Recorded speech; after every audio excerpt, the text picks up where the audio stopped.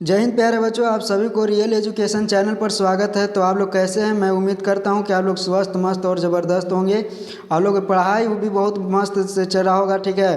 तो आप लोग के लिए कुछ ही समय 12 घंटा जो है आप लोग का टाइम बचा हुआ है, तो इतने में आप लोग को कवर करना है, ठीक है। तो हम लोग लेके आ गए हैं बिल्कुल 200 ऑब्जेक्टिव क्वेश्चन। इतना आप लोग याद करके जाते हैं अर्थशास्त्र के, तो कल अर्थशास्त्र यानी इकोनॉमिक्स है। अब इकोनॉमिक्स में अगर ऑब्जेक्टिव क्वेश्चन 200 जाते हैं करके याद, तो आप लोग को यहाँ से कहीं नहीं पूछने वाला है, ठीक है। तो आप लोग ध्यान से देखिए, यहाँ से आप लोग को 35 नंबर बिल्कुल मिल जाएगा। अगर हमारे चैनल पर नहीं हुआ है तो चैनल को सब्सक्राइब करके बेल आइकन को ऑल जरूर कर दीजिए। तो ध्यान से आप लोग देखिए, फर्स्ट क्वेश्चन कहता है कि निवल अप्रत्यक्ष कर को परिभाषित किया जाता है। तो क्या कैसे किया जाता है? तो इनमें से कोई नहीं, राइट आंसर बिल्कुल याद रखिएगा। कहता है कि निवल निवेश की परिभाषा है। तो निवल निवेश की परिभाषा क्या है? तो पूंजीगत वस्तुओं का स्कॉट में वृद्धि, बिल्कुल राइट आंसर यहाँ पे बी हो जाता है। नेक्स्ट प्रश्न कहता है कि विदेशी विनिमय दर का निर्धारण होता है। तो क्या होता है? तो राइट आंसर बिल्कुल याद रखिएगा, विदेशी विनिमय बाजार में मांग तथा पूर्ति द्वारा। नेक्स्ट प्रश्न कहता है कि जो है वित्तीय विनिमय बाजार के रूप है। तो वित्तीय विनिमय बाजार के रूप में क्या है? तो याद रखिएगा, जो है हाजिर या चालू बाजार या फिर वायदा बाजार, बिल्कुल राइट आंसर यहाँ पे सी हो जाएगा। ध्यान से लोग देखिएगा, कहता है कि विदेशी विनिमय दर का निर्धारण होता है। तो विदेशी विनिमय दर का निर्धारण किसके द्वारा होता है? तो मौग और पूर्ति द्वारा। नेक्स्ट प्रश्न क्या कहता है कि किसके अनुसार विनिमय दर एक देश की जो है इकाई मुद्रा के बदले दूसरे देश की मुद्रा की जो है मिलने वाला इकाई की माप है। तो राइट आंसर क्या हो जाएगा? तो याद रखिएगा, यहाँ पे ए बिल्कुल राइट आंसर हो जाएगा। ध्यान से लोग देखते चलिए, कहता है कि विनिमय दर के निम्नलिखित में से कौन से रूप है? तो कौन सा रूप है? तो याद रखिएगा, स्थिर विनिमय दर और लोचनपूर्ण विनिमय दर, बिल्कुल राइट आंसर यहाँ पे सी हो जाएगा। कहता है स्थिर विनिमय दर की निम्नलिखित में कौन से रूप है? तो कौन सा रूप है? तो राइट आंसर बिल्कुल याद रखिएगा, यहाँ पे सी हो जाएगा, ये भी दोनों।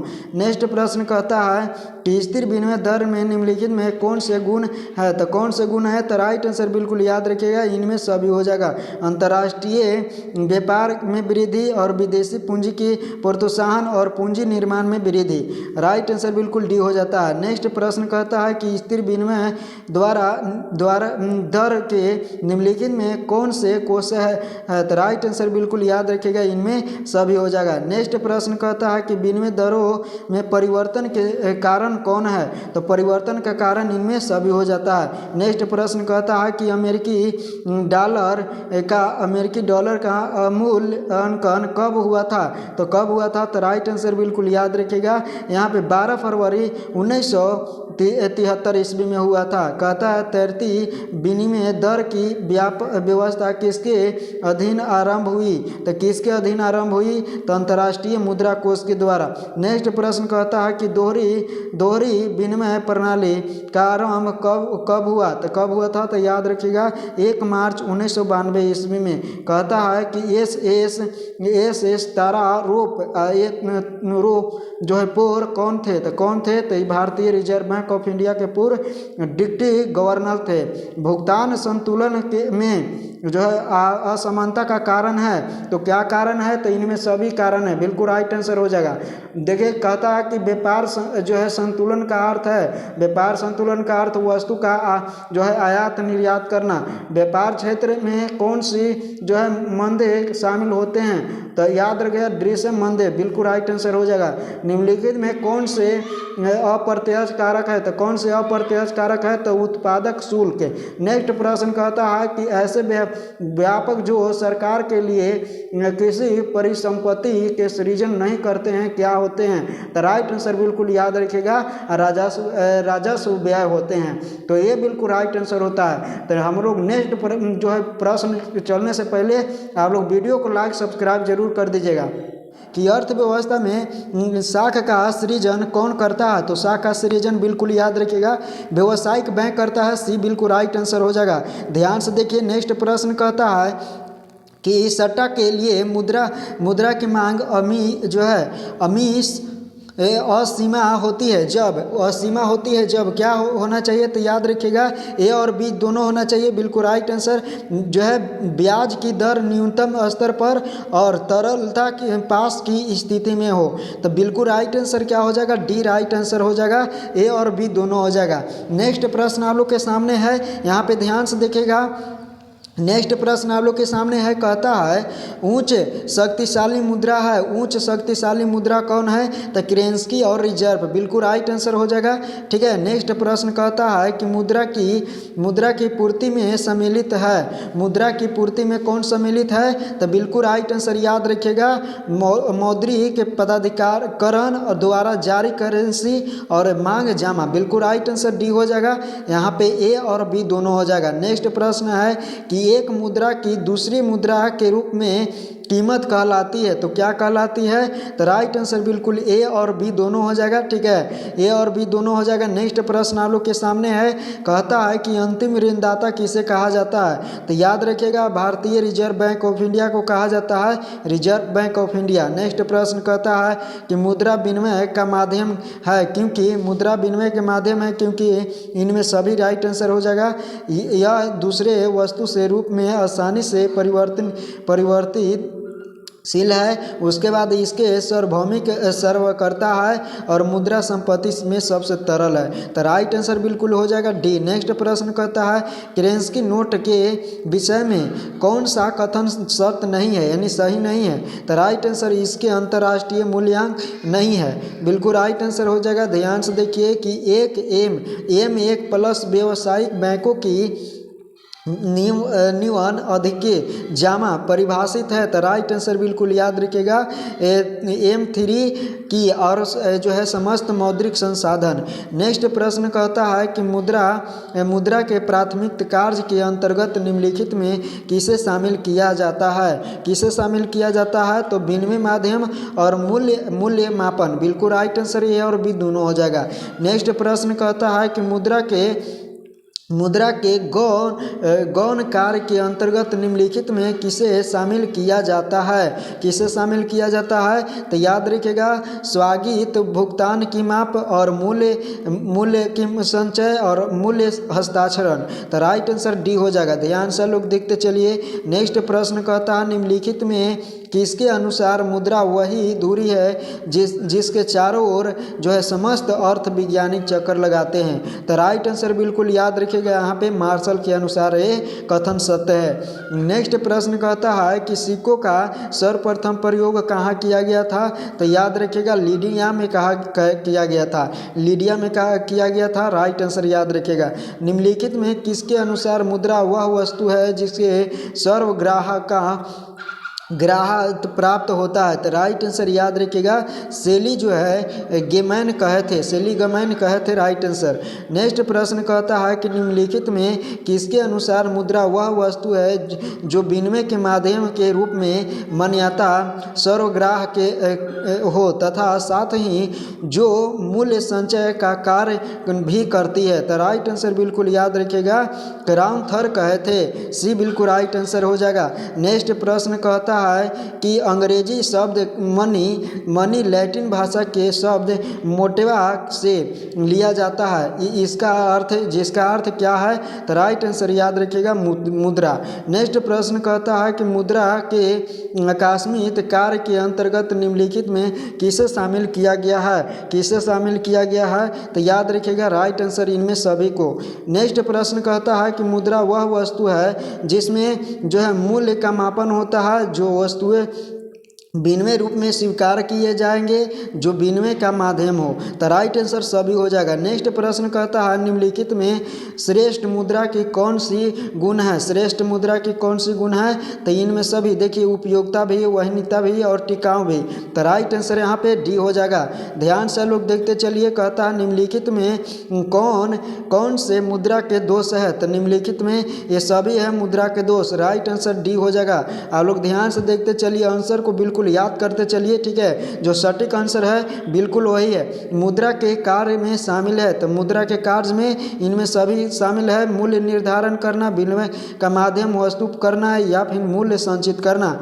मुद्रा, देखिए मुद्रा के प्रमुख कार्य है, मुद्रा के प्रमुख कार्य क्या क्या है, तो इनमें सभी विनिमय के माध्यम, मूल्य का संचय और मूल्य का मापन। नेक्स्ट प्रश्न कहता है कि साख नियंत्रण में प्रमुख उद्देश्य निम्नलिखित में कौन से है, तो कौन से है, तो इनमें सभी देखिए कीमत स्थिरता स्थापित करना, विदेशी विनिमय दर में स्थापित करना, फिर उसके बाद उत्पादन एवं रोजगार में वृद्धि उपयोग करना। बिल्कुल राइट आंसर हो जाएगा। ध्यान से लोग देखते चलिए। कहता है निम्नलिखित में कौन सा कथन सही है, निम्नलिखित में कौन सा कथन सही है, तो इनमें सभी बताया गया कथन सही है। राइट आंसर बिल्कुल डी हो जाएगा। ध्यान से लोग देखते चलिए। नेक्स्ट प्रश्न कहता है निम्नलिखित में कौन सा जो है साख नियंत्रण का परिणामकता उपयोग नहीं है, तो राइट आंसर बिल्कुल नगद को अनुपात में परिवर्तन। बिल्कुल राइट आंसर हो जाएगा डी। आप लोग ध्यान से देखते चलिए, आंसर को टिक आउट करते चलिए। कहता है रिजर्व बैंक ऑफ इंडिया की स्थापना हुई थी, तो कब हुई थी आप लोग को बताना है। रिजर्व बैंक ऑफ इंडिया की स्थापना कब होता है, तो याद रखिएगा 1935 ईस्वी में रिजर्व बैंक ऑफ इंडिया की स्थापना होता है। मौद्रिक नीति का संबंध है, मौद्रिक नीति का संबंध किससे है, तो खुले बाजार की क्रिया से, खुले बाजार की क्रियाओं से। ध्यान से देखिए, कहता है कि देश में कागजी नोट जारी करने का कार्य कौन करता है, तो देश में जो कागज का मुद्रा है वो कौन जारी करता है, तो राइट आंसर बिल्कुल याद रखिएगा केंद्रीय बैंक जारी करता है। नेक्स्ट प्रश्न कहता है कि केंद्रीय बैंक साख नियंत्रण करती है, तो केंद्रीय बैंक साख नियंत्रण कौन करती है, तो बैंक दर के माध्यम से। किससे होती करती है, तो बैंक दर के माध्यम से। बिल्कुल राइट आंसर हो जाएगा। कहता है केंद्रीय बैंक सरकार की आर्थिक पारदर्शिता के रूप में कौन सा काम करता है, तो राइट आंसर बिल्कुल इनमें सभी हो जाएगा। आर्थिक नीतियों के रूप में, मूल्य के रूप में और व्यापार के रूप में, बिल्कुल नीति के रूप में। बिल्कुल राइट आंसर हो जाएगा। कहता है कि साख नियंत्रण की कठिनाइयाँ निम्न में है, निम्न में कौन है, तो बताइए। साख का कठिनाइयाँ निम्न में से इनमें सभी है। बैंक साख के अतिरिक्त अन्य साख सभी बैंकों पर नियंत्रण का अभाव, साख के अंतिम उपभोग पर नियंत्रण का अभाव। राइट आंसर डी हो जाएगा। नेक्स्ट प्रश्न कहता है कि भारतीय रिजर्व बैंक ऑफ इंडिया राष्ट्रीयकरण कब किया गया था, तो याद रखिएगा इसका स्थापना जो हुआ था 1935 ईस्वी में हुआ था, और राष्ट्रीयकरण कब किया गया था, तो 1 जनवरी 1949 ईस्वी में राष्ट्रीयकरण किया गया था। तो याद रखिएगा इसमें से जो है ये जरूर आएगा, बिल्कुल रिजर्व बैंक ऑफ इंडिया जरूर आएगा। ध्यान से देखिए, कहता है नरसिम्हम नीति का संबंध निम्नलिखित में से किससे है, तो किससे है, तो राइट आंसर याद रखिएगा बैंकिंग सुधार से। बिल्कुल राइट आंसर हो जाएगा। बैंकिंग लोकपाल योजना की घोषणा जो है कब किया गया था, तो राइट आंसर बिल्कुल याद रखिएगा 26 दिसंबर 1997 ईस्वी में। बी बिल्कुल राइट आंसर हो जाएगा 26 दिसंबर 1997 ईस्वी में। नेक्स्ट प्रश्न कहता है बैंकिंग लोकपाल योजना के अंतर्गत निम्नलिखित में किसे शामिल किया गया है, तो किसे शामिल किया गया है, तो राइट आंसर बिल्कुल याद रखिएगा सभी अनुच्छेद बैंक, सहकारी बैंक, वाणिज्य बैंक, और इनमें सभी हो जाएगा। राइट आंसर डी हो जाएगा। ध्यान से आप लोग देखते चलिए। कहता है कि बैंकों के ग्राहक सेवा सुधार हेतु निम्नलिखित में किसे सम्मिलित समिति का गठन किया गया है, तो किस समिति का गठन किया गया है, तो याद रखिएगा गोईपोरिया समिति। गोईपोरिया समिति याद रखिएगा, मोईपोरिया समिति है, गोईपोरिया नहीं, मोईपोरिया समिति है। Right answer.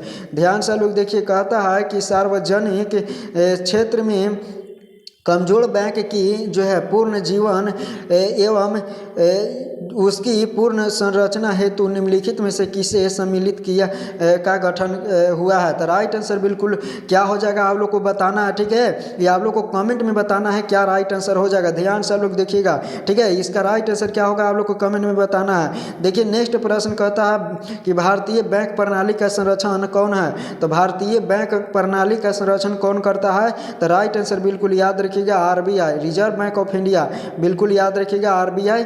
नेक्स्ट प्रश्न कहता है कि भारतीय रिजर्व बैंक के पहली बार निजी क्षेत्र नए बैंक के लाइसेंस जो है जारी करने के लिए दिशा निर्देशक घोषणा किया।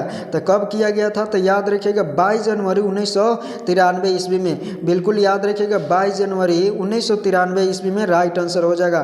ध्यान से देखिए, भारत में बैंक क्षेत्र सुधार प्रारंभ हुआ।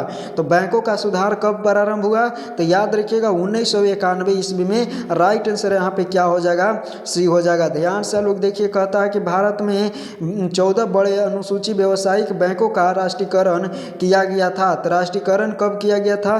तो जो है 1969 ईस्वी में। कब किया गया था? 1969 ईस्वी में। बैंक सुधार के लिए किन किन समितियों का गठन किया गया? बैंक सुधार के लिए कौन कौन समिति का गठन किया गया? तो याद रखिएगा नरसिंहम समिति 1991 ईस्वी में, गोपारिया समिति जो है पोरिया समिति 1991 ईस्वी में, वर्मा समिति 1999 ईस्वी में। राइट आंसर डी बिल्कुल हो जाएगा कि बैंक सुधार के लिए सभी समितियां ये में से बनाया गया था। राइट आंसर बिल्कुल डी हो जाएगा। वस्तु विनिमय प्रणाली की आवश्यकता शर्त, आवश्यक शर्त कौन सी है? तो आवश्यक शर्त कौन सी है आप लोग को बताना है। इनमें सभी हो जाएगा। समिति विनिमय क्षेत्र, आवश्यकताओं का समिति होना और आर्थिक रूप में बिछड़ा समाज। नेक्स्ट प्रश्न कहता है कि वस्तु विनिमय प्रणाली के निम्नलिखित में कौन से लाता है कि कारक लागत पर निवल राष्ट्रीय उत्पाद को कहते हैं? तो राइट आंसर क्या हो जाएगा? निजी आय कहते हैं। नेक्स्ट प्रश्न आप लोग के सामने है, कहता है कि सकल घरेलू उत्पाद की गणना के सम्मिलित किया जाता है केवल। तो केवल बिल्कुल राइट आंसर क्या हो जाए? इनमें से कोई नहीं। नेक्स्ट प्रश्न आप लोग के सामने है, राष्ट्रीय आय का गणना समीकरण इतना जो है इसका राइट आंसर क्या हो जाएगा? तो याद रखिएगा डी बिल्कुल राइट आंसर हो जाएगा, ए और बी दोनों। नेक्स्ट प्रश्न हम लोग के सामने कहता है कि समष्टि अर्थशास्त्र में अध्ययन किया जाता है। तो क्या किया जाता है? इनमें सभी बिल्कुल याद रखिएगा, इनमें सभी याद कर लीजिएगा, ठीक है, ताकि आप लोग को एक बार खाली देख लीजिएगा तो याद हो जाएगा। इसीलिए जो है हाल ही आप लोग को करा रहे हैं, बिल्कुल फास्ट में करा रहे हैं, तो आप लोग जो है याद कर लीजिएगा, ठीक है। ऐसा नहीं कि जो है कुछ ही बता रहे खाली आंसर बता रहे हैं, नहीं, आप लोग याद कर लेना है पूरा। नेक्स्ट प्रश्न आप लोग के सामने है, कहता है कि अर्थव्यवस्था में तेजी और मंदी की समस्या को कहा जाता है। तो व्यापारिक चक्र कहा जाता है, याद रख लीजिएगा। कहता है कि समष्टि उपकरण है। तो समष्टि उपकरण क्या है? तो राइट आंसर बिल्कुल याद रखिएगा, इनमें सभी हो जाएगा। राजकोषीय नीति, मौद्रिक नीति, आय नीति, बिल्कुल राइट आंसर हो जाएगा। ध्यान से लोग देखते चलिए, कहता है कि समष्टि आर्थिक 4 प्रमुख है। तो समष्टि आय प्रमुख 4 आय जो प्रमुख है, याद रखिएगा, इनमें सभी होगा जो है राष्ट्रीय आय, राष्ट्रीय बचत और विनिमय और जो है समग्र मांग, बिल्कुल राइट आंसर हो जाएगा। कहता है कि व्यापक अर्थशास्त्र की निम्नलिखित में से कौन सी जो है उपयोगिता है? तो राइट आंसर बिल्कुल इनमें सभी हो जाएगा। नेक्स्ट प्रश्न कहता है कि व्यापक अर्थशास्त्र की निम्नलिखित में से कौन सी सीमाएं हैं? तो कौन सी सीमाएं हैं? तो बिल्कुल राइट आंसर याद रखिएगा, ए और बी दोनों हो जाएगा। नेक्स्ट प्रश्न कहता है कि व्यापक अर्थशास्त्र का प्रमुख यंत्र राष्ट्रीय आय की संश्लेषण किसे कहा जाता है? तो किसे कहा जाता है? तो याद रखिएगा शूल्यज को कहा जाता है। नेक्स्ट प्रश्न कहता है कि समष्टि अर्थशास्त्री प्रमुख विशेष निम्न में कौन सी है? तो निम्न में कौन सी है? तो इनमें सभी हो जाएगा संपूर्ण अर्थव्यवस्था से संबंधित, और यहाँ पे हो जाएगा समष्टि अर्थचार और समष्टि उपकरण। नेक्स्ट प्रश्न कहता है कि 4 क्षेत्रीय मंडल में निम्नलिखित में कौन सी शामिल है? तो कौन से शामिल है? परिवहन, फर्म, सरकार और विदेशी क्षेत्र। नेक्स्ट प्रश्न कहता है 3 क्षेत्रीय मंडल निम्नलिखित में से कौन शामिल है? तो कौन से शामिल है? तो इनमें सभी हो जाएगा परिवहन, सरकार और फर्म। नेक्स्ट प्रश्न आप लोग के सामने है, कहता है कि परिवहन फर्म को निम्न में कौन सी सेवाएं प्रदान करता है? तो कौन सी सेवाएं प्रदान करता है? तो राइट आंसर श्रम, भूमि और पूंजी, यहाँ उद्यम, बिल्कुल राइट आंसर डी हो जाएगा। कहता है कि स्टॉक के अंतर्गत निम्नलिखित में कौन शामिल है? बिल्कुल राइट आंसर क्या हो जाएगा? इनमें सभी हो जाएगा। नेक्स्ट प्रश्न आप लोग के सामने है, कहता है कि अर्थव्यवस्था के प्रमुख क्षेत्र निम्न में कौन से है? तो निम्न में कौन से है? तो इनमें सभी घरेलू क्षेत्र, उत्पादक क्षेत्र और सरकारी क्षेत्र। नेक्स्ट प्रश्न कहता है कि रिसाव का राष्ट्रीय आय पर क्या प्रभाव पड़ता है? तो क्या प्रभाव पड़ता है? तो याद रखिएगा संकुचनात्मक प्रभाव। नेक्स्ट प्रश्न कहता है कि अर्थव्यवस्था में संतुलन के लिए आवश्यक होता है, क्या आवश्यक होता होता है? तो अंतक्षेपण रिसाव बिल्कुल राइट आंसर हो जाएगा। नेक्स्ट प्रश्न कहता है कि साधन लागत पर शुद्ध राष्ट्रीय उत्पाद को कहा जाता है? तो क्या कहा जाता है? तो याद रखिएगा राष्ट्रीय आय कहा जाता है। नेक्स्ट प्रश्न क्या कहता है कि सकल राष्ट्रीय उत्पाद किसी देश के में एक लेखा वर्ष सामान्य निवासी द्वारा अर्जित साधन आय का कुल जोड़ जिसमें कुल ह्रास सम्मिलित रहता है, क्या है? तो इसका राइट आंसर बिल्कुल याद रखिएगा GNP होता है। GNP बिल्कुल याद रखिएगा।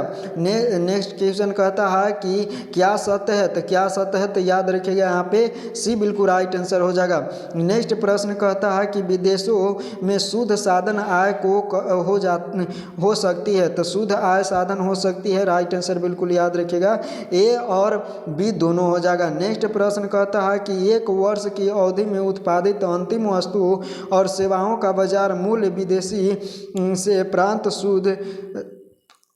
शुद्ध आसाधन आय घिसाटाओं का पूंजी उपभोग हो जाएगा। तो राइट आंसर इसका क्या होगा? तो याद रखिएगा ये बिल्कुल राइट आंसर हो जाएगा। ध्यान से लोग देखते चलिए। सेशन अच्छा लगता है तो आप लोग लाइक सब्सक्राइब जरूर कर दीजिएगा।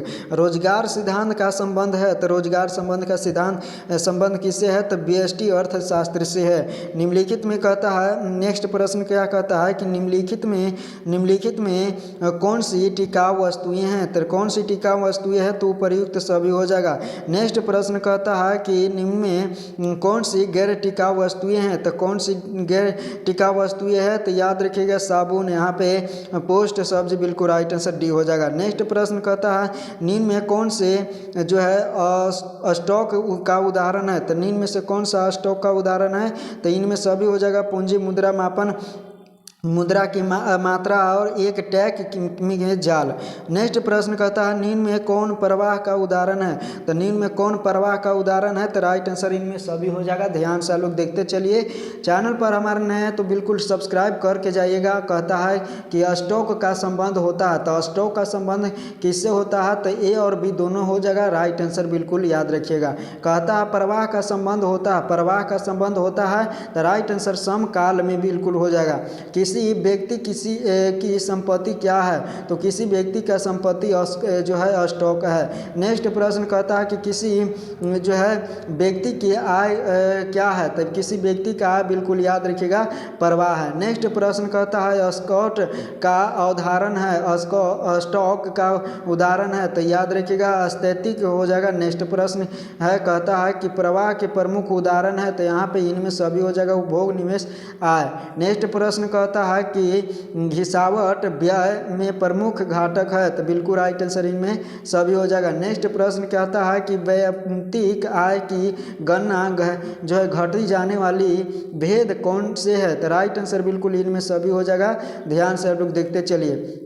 नेक्स्ट प्रश्न कहता है कि राष्ट्रीय आय मापने की वह विधि जो एक लेख वर्ष में देश की घरेलू सीमा के अंदर प्रत्येक उत्पाद उद्योग द्वारा उत्पादन किए गए योगदान के गणना करके राष्ट्रीय आय को मापती है, वह कौन सी विधि कहलाती है? तो राइट आंसर बिल्कुल A और B दोनों हो जाएगा। कहता है कि प्राथमिक क्षेत्र में किसे शामिल किया गया है? तो प्राथमिक क्षेत्र में याद रखिएगा इनमें सभी भूमि और जल, यहाँ पे 1 राइट आंसर हो जाएगा। कहता है कि गौण क्षेत्र अथवा द्वितीय क्षेत्र में कौन शामिल किया गया है? तो किसको शामिल किया गया है? तो याद रखिएगा यहाँ पे गन्ना, चीनी और कपास बिल्कुल राइट आंसर हो जाएगा। ध्यान से लोग देखिएगा। कहता है कि तृतीय क्षेत्र में किसे शामिल किया जाता है? तृतीय क्षेत्र में किसे शामिल किया जाता है? तो याद रखिएगा इनमें सभी बैंक, सीमा और बीमा और संचार, राइट आंसर हो जाएगा। नेक्स्ट प्रश्न कहता है कि प्रमुख, यहाँ पे क्या कहता है कि प्राथमिक क्षेत्र को जाना जाता है? प्राथमिक क्षेत्र को जाना जाता है तो कृषि तथा संबंधित क्षेत्र, राइट आंसर हो जाएगा। कृषि संबंधित क्षेत्र से द्वितीय क्षेत्र को जाना जाता है तो सेवा संबंधित क्षेत्र से बिल्कुल द्वितीय क्षेत्र को निर्मित क्षेत्र से राइट आंसर हो जाएगा। कहता है कि राष्ट्रीय आय का मापन निम्नलिखित में किन किन विधि से किया जाता है, तो किन किन विधि से किया जाता है ये आप लोग को बताना है, ठीक है, कमेंट में। नेक्स्ट प्रश्न कहता है कि एक अर्थव्यवस्था में कौन से क्षेत्र शामिल रहता है, तो कौन से क्षेत्र शामिल रहता है, तो याद रखिएगा इनमें सभी हो जाएगा डी, ठीक है, डी बिल्कुल राइट आंसर हो जाएगा। प्राथमिक और द्वितीय तृतीय राइट आंसर हो जाएगा। नेक्स्ट प्रश्न कहता है कि राष्ट्रीय आय के अवकलन में किसी वस्तु या सेवा का मूल्य एक से अधिक बार शामिल करना कहलाता है, तो क्या कहलाता है, तो राइट आंसर बिल्कुल याद रखिएगा दोहरी गणना कहलाती है। नेक्स्ट प्रश्न कहता है कि मौद्रिक लागत निम्नलिखित में से किसे सम्मिलित किया गया है, तो राइट आंसर बिल्कुल याद रखिएगा उपर्युक्त सभी सामान्य लाभ व्यक्त लागत और यहाँ पे व्यक्त लगान। राष्ट्रीय आय में निम्नलिखित में से किसे सम्मिलित किया जाता है, तो किसे सम्मिलित किया जाता है, तो याद रखिएगा बिल्कुल राइट आंसर क्या हो जाएगा, तो इनमें से कोई नहीं। नेक्स्ट प्रश्न कहता है कि साख गुणांक क्या है, तो साख गुणांक याद रखिएगा 1/, नकद कोष अनुपात होता है। नेक्स्ट प्रश्न कहता है कि स्थिर कीमत पर राष्ट्रीय आय को क्या कहते हैं, तो क्या कहते हैं, ये 50वां क्वेश्चन है और 50वां क्वेश्चन के राइट आंसर क्या कहते हैं, GNP, ठीक है, GNP कहते हैं। तो याद रख लीजिएगा, ठीक है, बिल्कुल यहाँ पे याद रख लेना है। 50 प्रश्न हम लोग अभी कर चुके हैं और इसके आगे भी हम लोग कर रहे हैं, ठीक है, ध्यान से लोग देखिएगा। कहता है कि एक लेख वर्ष में किसकी देश में जितनी भी अंतिम वस्तु और सेवाएं का उत्पादन होता है उसे बाजार मूल्य को क्या कहते हैं, तो क्या कहते हैं, यहाँ पे सकल घरेलू उत्पाद कहते हैं। ध्यान से देखिएगा। राष्ट्रीय प्रयोजक की आय की गणना निम्न में से किस पर होती है, तो किस पर होती है, तो साधन लागत पर होती है। नेक्स्ट प्रश्न कहता है कि पूंजी स्टॉक की वृद्धि क्या कहलाती है, तो क्या कहलाती है, तो याद रखिएगा इनमें से कोई नहीं कहलाती है बिल्कुल। नेक्स्ट प्रश्न क्या है कि निम्नलिखित में किसी उद्देश्य का खरीद गई वस्तु ये अंतिम वस्तु कहलाती है, तो क्या कहलाती है, तो याद रखिएगा आवश्यकता की संतुष्टि हेतु। नेक्स्ट प्रश्न क्या कहता है कि सतत आर्थिक वृद्धि का सूचक कौन है, तो आर्थिक सूचक कौन है, तो हरित GNP हो जाएगा। नेक्स्ट प्रश्न अब हम लोग यहाँ पे 55 प्रश्न कर लिए। कितना प्रश्न किए, 55 प्रश्न कर लिए। और 55 प्रश्न करने से पहले आप लोग एक बार चैनल को सब्सक्राइब कर लीजिए, ठीक है। आप लोग अगले वीडियो देखने के लिए चैनल को सब्सक्राइब जरूर कर लीजिए, ठीक है। तो मिलेंगे हम लोग नेक्स्ट वीडियो में। हिस्ट्री का भी वीडियो आप लोग आता है कि अल्पकालीन में जो है पूर्ण प्रतिस्पर्धी फर्म के लाभ अधिकमीकरण की शर्त है, तो क्या होता है, तो यहाँ पे राइट आंसर बिल्कुल याद रखिएगा सीमांत आय बराबर सीमांत लागत, बिल्कुल याद रखिएगा सीमांत लागत। नेक्स्ट प्रश्न कहता है कि कुल उत्पादक गुने इकाई पर कुल उत्पादक इकाई पर की परिभाषी है, तो यहाँ पे राइट आंसर क्या हो जाएगा, ये बिल्कुल राइट आंसर हो जाएगा कुल उत्पादक की। नेक्स्ट प्रश्न कहता है कि अल्पाधिकार बाजार है, अल्पाधिकार क्या बाजार है, तो कुछ विक्रेता होते हैं। नेक्स्ट प्रश्न आप लोग के सामने है, कहता है कि बाजार मूल्य का संबंध निम्न में से किसे है, तो बाजार मूल्य संबंध जो है बाजार मूल्य का संबंध निम्नलिखित में किससे है, तो यहाँ पे राइट आंसर याद रखिएगा अति जो है अल्पकाल, राइट आंसर बिल्कुल याद रखिएगा। नेक्स्ट प्रश्न कहता है कि किस बाजार में एकाधिकार तथा प्रतियोगिता दोनों का अंश पाया जाता है, तो किसमें, तो बिल्कुल राइट आंसर याद रखिएगा एकाधिकार में। नेक्स्ट एकाधिकार प्रतियोगिता। नेक्स्ट प्रश्न कहता है कि बाजार मूल्य किस बाजार में पाया जाता है, तो कि इसमें पाया जाता है, तो अल्पकालीन बाजार में पाया जाता है। नेक्स्ट प्रश्न आप लोग के सामने है, कहता है कि बाजार मूल्य संबंधित तो होता है, बाजार मूल्य संबंधित होता है, तो याद रखिएगा यहाँ अति अल्पकालीन मूल्य से। नेक्स्ट प्रश्न आप लोग के सामने है, कहता है कि बाजार की निम्नलिखित में कौन सी विशेषता है, तो बाजार की इनमें सभी विशेषता हो जाएंगे। नेक्स्ट प्रश्न आप लोग के सामने है कि बाजार वर्गीकरण वर्गीकरण का निम्नलिखित में से कौन सा आधार है? तो निम्न में से कौन सा आधार है? तो याद रखिएगा इनमें सभी पूर्ण प्रतियोगिता, शून्य प्रतियोगिता, अपूर्ण प्रतियोगिता। राइट आंसर डी हो जाएगा। नेक्स्ट प्रश्न आप लोग के सामने है, पूर्ण प्रतियोगिता बाजार की निम्नलिखित में से कौन सी विशेषता है? तो कौन सी विशेषता है? तो इनमें सभी ध्यान से देखिए, क्रियता और विक्रियता की संख्या, अधिक संख्या, वस्तु की जो है समरूप इकाइयाँ और बाजार की दशा का पूर्ण ज्ञान। तो याद रखिएगा राइट आंसर डी हो जाएगा। एकाधिकार की निम्नलिखित में कौन सी विशेषता है? तो एकाधिकार के निम्नलिखित में कौन सी विशेषता है? तो राइट आंसर बिल्कुल याद रखिएगा इनमें सभी हो जाएगा। नेक्स्ट प्रश्न आप लोग के सामने है, निम्नलिखित में कौन सी एकाधिकार की विशेषता नहीं है? तो एकाधिकार की विशेषता इनमें से कौन नहीं है? तो वस्तु की समरूप इकाई। नेक्स्ट प्रश्न आप लोग के सामने है कि एकाधिकार प्रतियोगिता की निम्न में से कौन सी विशेषता है? तो निम्न में से कौन सी विशेषता है? तो इनमें सभी बिल्कुल राइट आंसर हो जाएगा। नेक्स्ट प्रश्न आप लोग के सामने है, कहता है कि विशुद्ध प्रतियोगिता का निम्नलिखित में से कौन सा लक्षण है? तो यहाँ पे बाजार का पूर्ण ज्ञान या साधन की पूर्णशीलता, यहाँ पे उत्पादन की एक स्वरूपता। तो राइट आंसर यहाँ पे डी हो जाएगा इनमें सभी। नेक्स्ट प्रश्न आप लोग के सामने है कि पूर्ण प्रतियोगिता में किसी वस्तु के मूल्य का निर्धारण होता है, तो क्या होता है? तो राइट आंसर मांग एवं पूर्ण जो है पूर्ति द्वारा। नेक्स्ट प्रश्न कहता है कि पूर्ण प्रतियोगी में फॉर्म है, तो जो है पूर्ण प्रतियोगी में फॉर्म क्या है? तो जो है कीमत को ग्रहण करती है। कीमत को क्या करती है? ग्रहण करती है। वह कौन सा कीमत है जो मांग एवं पूर्ण की शक्तियां द्वारा उस बिंदु पर निर्धारित होता है जहां वस्तु की मांग और पूर्ण आपस में और पूर्ण जो है पूर्ति आपस में बराबर होती है। तो राइट आंसर क्या हो जाएगा इसका? तो ध्यान से लोग देखिएगा, संतुलन जो है कीमत, संतुलन कीमत राइट आंसर हो जाएगा। निम्नलिखित देखिए नेक्स्ट प्रश्न कहता है कि निम्नलिखित में कौन सी अर्थशास्त्री कीमत निर्धारण में केवल पूर्ति पक्ष को ही ध्यान रखा है? तो राइट आंसर बिल्कुल याद रखिएगा, डेविड जो है रेडियोकॉर्न, बिल्कुल राइट आंसर हो जाएगा। कहता है कि किसके अनुसार कीमत का निर्धारण सीमांत उपयोगिता द्वारा निर्धारित होता है? तो सीमांत उपयोगिता द्वारा आधारित किसके द्वारा होता है? तो वायलस और जो है जेवेल्स दोनों द्वारा। नेक्स्ट प्रश्न कहता है कि बाजार कारण जो है पूर्ति वक्र की लोच कैसा होता है? तो कैसा होता है? तो पूर्णीयता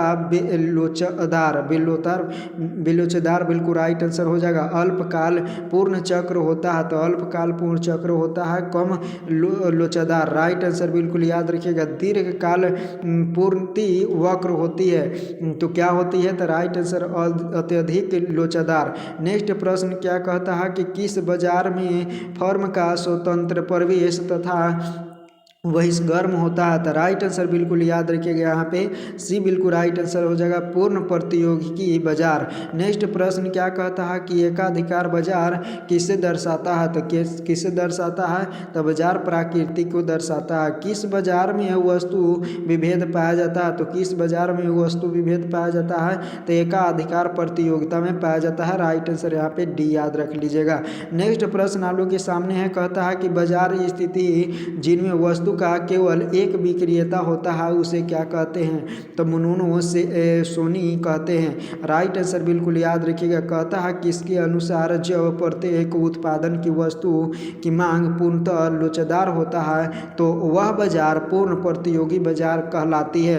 क्या कहलाती है? तो राइट आंसर याद रखिएगा, श्रीमती रॉबिन्सन कहलाती है। नेक्स्ट प्रश्न आप लोग के सामने है, कहता है निम्नलिखित में कौन एकाधिकार उत्पादक कारण है? तो कौन सा है? तो इनमें सभी याद रखिएगा, पोटेंट अधिकार या कच्चे माल जो है मालों का केंद्रीकरण, गंदा घोल, खोट प्रतियोगिता। राइट आंसर बिल्कुल डी हो जाएगा।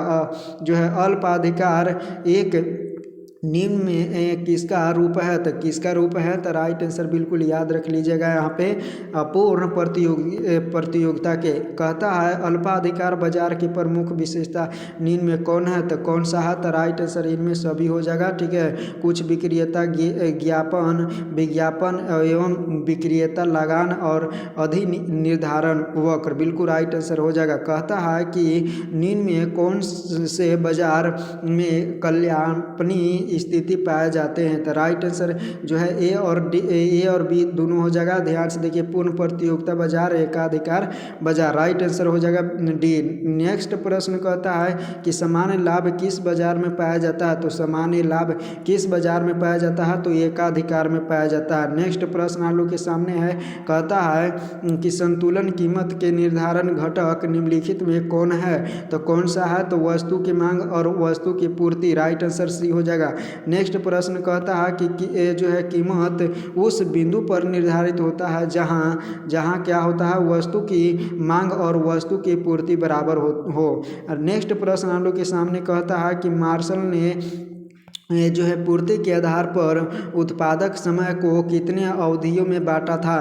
तो कितने अवधियों में बांटा था, तो 3 अवधियों में बांटा था। नेक्स्ट प्रश्न आप लोग के सामने है, कहता है निम्न में से कौन एकाधिकार की विशेषता नहीं है। एकाधिकार की विशेषता कौन नहीं है, तो इनमें से सभी बिल्कुल राइट आंसर हो जाएगा। एक क्रियता और अधिक विक्रियता, राइट आंसर यहाँ पे डी हो जाएगा। नेक्स्ट प्रश्न आप लोग के सामने है, कहता है कि जब औसत लागत घट रही हो तो सीमांत लागत औसत लागत की तुलना में किस स्थिति में जो है होती है। तो किस स्थिति में होती है, तो राइट आंसर बिल्कुल सी याद रखिएगा। ठीक है, नेक्स्ट प्रश्न आप लोग के सामने है कि सीमांत आय निम्न में से कौन है। तो सीमांत आय याद रखिएगा, यहाँ पे डेल्टा टी आर बटा में, यहाँ बटा में डेल्टा क्यू हो जाएगा, राइट आंसर ये हो जाएगा।